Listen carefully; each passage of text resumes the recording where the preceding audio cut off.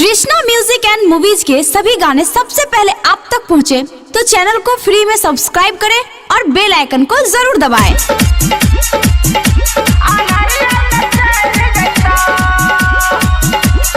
DJ Manish Raxaul presented by Krishna music and movies.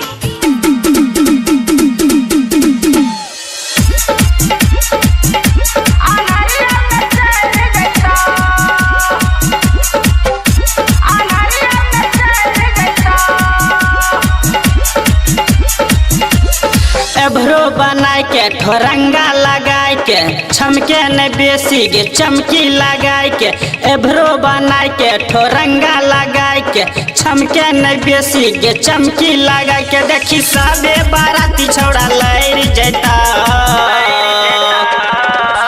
गे DJ वाला छौड़ा अनहरिया में चढ़ जैता गे डीजे वाला छौड़ा अनहरिया में चढ़ जैता।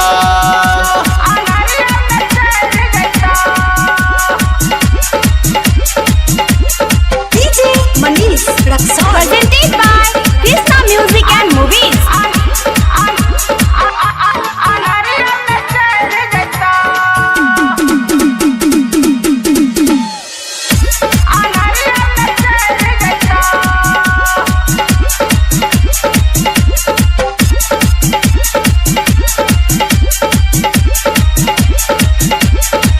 देखे में देखन गर छही सब छौरी के जोर में सब छौरी के जोर में बोल ने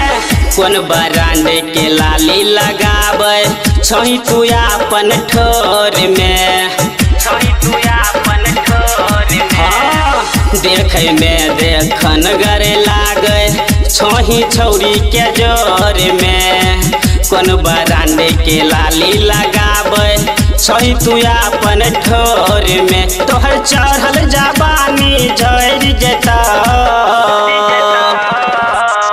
डीजे वाला छौड़ा अनहरिया में चढ़ जेता डीजे वाला छौड़ा अनहरिया में चढ़ जेता।